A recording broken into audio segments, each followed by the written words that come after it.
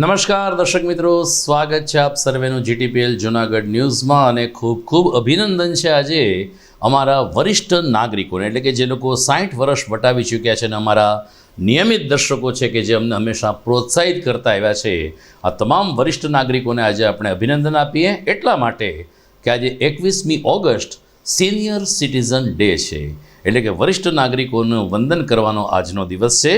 તમામને શુભેચ્છા। જોઈએ આજના મુખ્ય સમાચાર। દલિત આદિવાસી સમાજ દ્વારા આપવામાં આવેલ ભારત બંધના એલાનને જૂનાગઢમાં મળી નિષ્ફળતા। વિવિધ સંગઠને રેલી કાઢી કલેક્ટરને આપ્યું આવેદન। કોલકાતાની ઘટના બાદ જૂનાગઢ સિવિલ હોસ્પિટલમાં સુરક્ષા વ્યવસ્થા વધારવામાં આવી।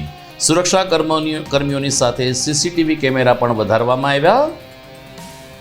આજે સિનિયર સિટીઝન ડે। જૂનાગઢમાં 11 વર્ષ પહેલા 5000 વૃક્ષના વાવેતર કરનાર વરિષ્ઠ નાગરિકોએ આજે દિવસમાં એક વ્યક્તિને મદદ કરવાનો લીધો સંકલ્પ। એસટી બસ સ્ટેન્ડ અને આસપાસના વિસ્તારમાં ગંદકીના થર જામતા પ્રવાસી જનતા અને ધર્મ જગતની દુભાઈ રહી છે લાગણી। અને ખાડિયા વિસ્તારના વધુ 2 કુખ્યાત શખ્સોને ઉપાડી લેતી પોલીસ। કરિયાણું લેવા ગયેલી 2 મહિલા ઉપર દાદાગીરી કરતા પોલીસે કરી કડક કામગીરી। આ તમામ સમાચાર વિસ્તારથી જોઈએ તે પહેલા લઈએ એક બ્રેક।